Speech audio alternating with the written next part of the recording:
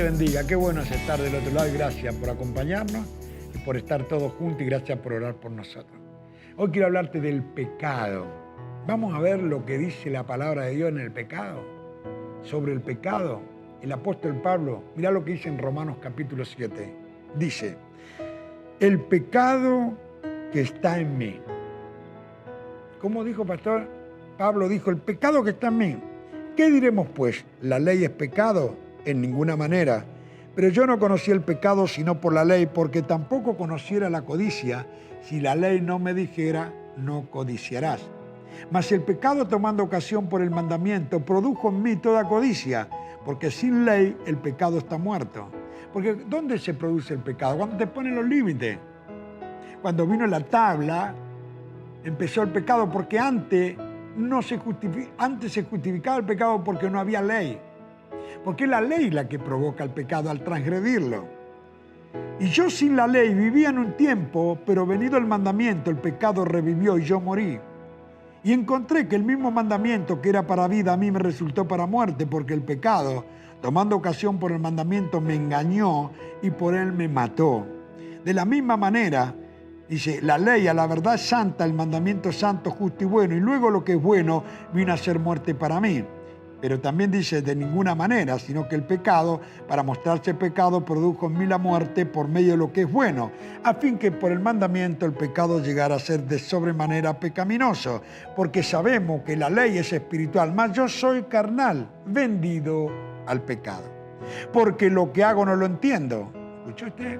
¿Cuántos de ustedes hacen tantas cosas y no lo entiende, pero lo hace? Pues no hago lo que quiero, sino lo que aborrezco, eso hago. Y si lo que no quiero, esto hago, apruebo que la ley es buena. De manera que ya no soy yo quien hace aquello, lo malo, sino el pecado que está en mí. Y yo sé que en mí, esto es, en mi carne, no está el bien, porque el querer el bien está en mí, pero no en hacerlo. Porque no hago el bien que quiero, sino el mal que no quiero, eso hago. Y si hago lo que no quiero, ya no lo hago yo, sino el pecado que está dentro mío.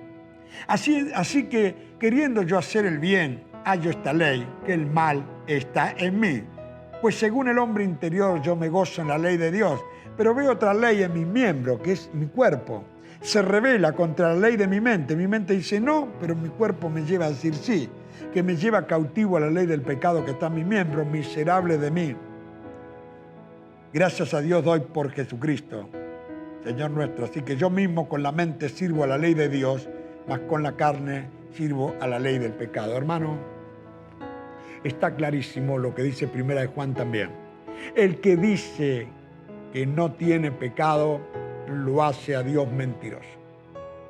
Y si algo hay que ir a la justicia, tenemos que ir a Jesucristo, que es nuestro mejor abogado, que Él sabe cómo tomar nuestro caso y perdonar todos los pecados. No solo los que antes de llegar a Él, sino los de hoy y sino los que van a venir. O sea, que su sangre se convirtió en un bombeador en nuestra vida espiritual, que todos los días la máquina de su sangre nos renueva de todo pecado, porque mientras estamos en esta tierra con estos miembros, con esta ley, vamos a estar pecando todo el tiempo. Pero gracias a Dios, que el pecado original de aquel que venía de Adán, por cuanto todos estábamos muertos, por uno estábamos muertos y por uno estamos vivos, que es Jesucristo. Por uno, sin hacer nada, terminamos muertos en delito y pecado. Y otro, por no hacer nada, porque pagó el precio por nosotros, estamos justificados. Querido mío, el que tiene oído para oír, que oiga, y espero que entienda que el pecado que está en nosotros siempre va a estar en la ley de nuestros miembros mientras estamos en esta tierra. Que Dios te bendiga.